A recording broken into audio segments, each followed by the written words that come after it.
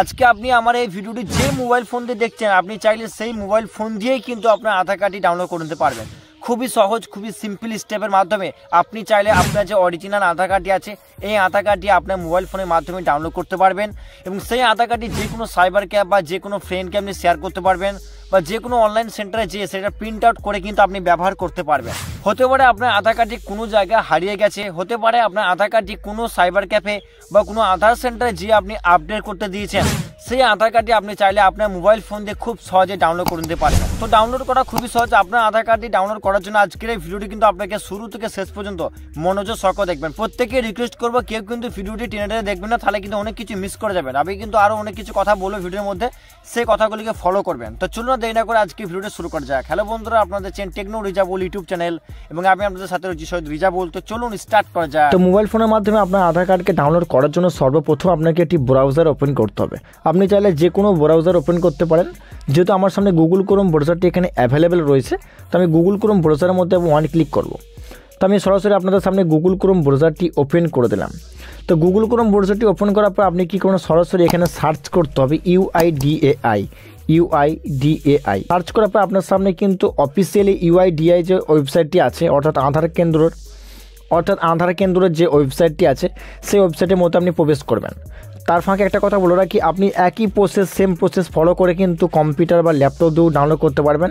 আর যেহেতু সবার কাছে কম্পিউটার বা ল্যাপটপ থাকে না, সেজন্য আজকে সম্পূর্ণ মোবাইলে দিয়ে কীভাবে ডাউনলোড করবেন এই প্রক্রিয়াটা দেখিয়েছি। তারপরে বন্ধুরা, প্রথমে দেখতে পাচ্ছেন এখানে ল্যাঙ্গুয়েজ চুজ করতে বলছে। আপনি যে ল্যাঙ্গুয়েজে কমফর্টেবল, চাই হিন্দি, বাংলা, ইংলিশ, যে কোনোটি ল্যাঙ্গুয়েজ চুজ করবেন। তো আমি সরাসরি প্রথম যে ল্যাঙ্গুয়েজ দিচ্ছি ইংলিশের মধ্যে ক্লিক করলাম।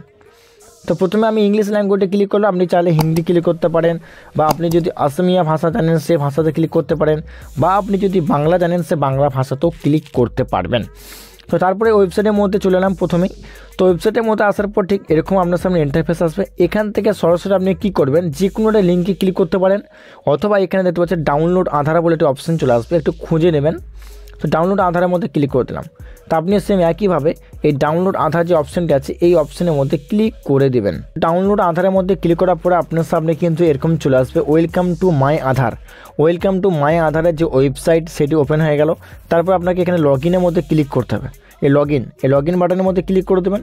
এই লগ ইন বাটনের মধ্যে ক্লিক করার পরে আপনার সামনে এখানে ফাইনালিটি আধার কার্ড নাম্বারটি এন্টার করতে বলবে এবং ক্যাপচার, এই দুটি ঘরের মধ্যে আপনার আধার নাম্বার এবং ক্যাপচারটি দিয়ে এখানে ফাইনালিটি সেন্ড ওটিপির মধ্যে ক্লিক করবেন। ইতিমধ্যে কিন্তু আধার নাম্বার এন্টার করেছি এবং ক্যাপচারটা দিয়ে সেন্ড ওটিপির মধ্যে মেরেছি। তারপরে এখানে এন্টার ওটিপি আসছে। এই ঘরটির মধ্যে আপনাকে কিন্তু আধার কার্ডে যে ওটিপিটা আপনার মোবাইলে রিসিভ হবে সেই নম্বরটি কিন্তু এখানে এন্টার করে দেবেন। এবার লগ ইনের মধ্যে ক্লিক করে দেবো। তো লগ ইনের মধ্যে ক্লিক করার পর আপনার যে আধার কার্ডটি আছে সেই আধার কার্ডটি পুরোপুরিভাবে কিন্তু এখানে চলে আসবে। আধার কার্ডটি দেখার জন্য উপরে কোণের মধ্যে যে আপনার ফটো আছে এই ফটোর মধ্যে ক্লিক করবেন। তারপর দেখতে পারবেন পুরো আধার কার্ডটি কিন্তু আপনার সামনে শো করে যাবে। এটির ব্যাক সাইডটি দেখার জন্য আপনি কী করবেন, ফ্লিপ আধার এখানের মধ্যে ক্লিক করবেন। তো এখানের মধ্যে ক্লিক করার পর কিন্তু আপনার সামনে পুরোপুরি আধারের যে ব্যাক সাইড আছে সেই ব্যাক সাইডের মধ্যে চলে আসবে। তো আপনি যদি চান এখান থেকে স্ক্রিনশট নিতে পারেন, অথবা নিচে দিয়ে দেখবেন ডাউনলোড আধার, এই ডাউনলোড আধার 2 নম্বর অপশানের মধ্যে ক্লিক করবেন।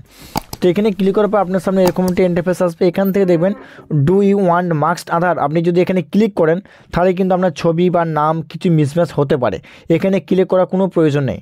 সরাসরি নিচের দিকে দেখবেন পুরো আপনার অ্যাড্রেস, পুরো নাম, সমস্ত কিছু কিন্তু এখানে বাংলা এবং ইংলিশে শো করবে।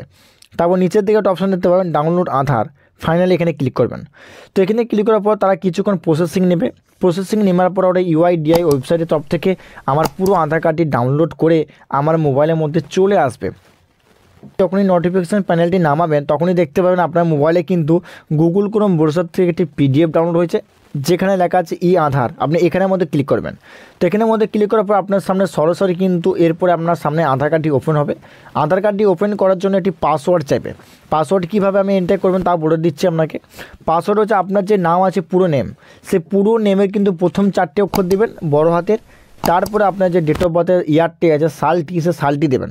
যেমন হতে পারে আপনার নাম হচ্ছে শেখ সাহেব এবং আপনার বয়স হচ্ছে 2/2/1996। তাহলে আপনাকে পাসওয়ার্ডটি এন্টার করতে হবে। এসকের জন্য SK আর সাহেবের জন্য SA। তাহলে কি হলো SKSA আর 1996 এরকম করে পাসওয়ার্ডটি স্ক্রিনের মধ্যে দেখতে পাচ্ছেন। পাসওয়ার্ডটা এরকম এন্টার করতে হবে। ঠিক সেরকমই আমি আমার পাসওয়ার্ডটি এন্টার করে নেবো এখানে।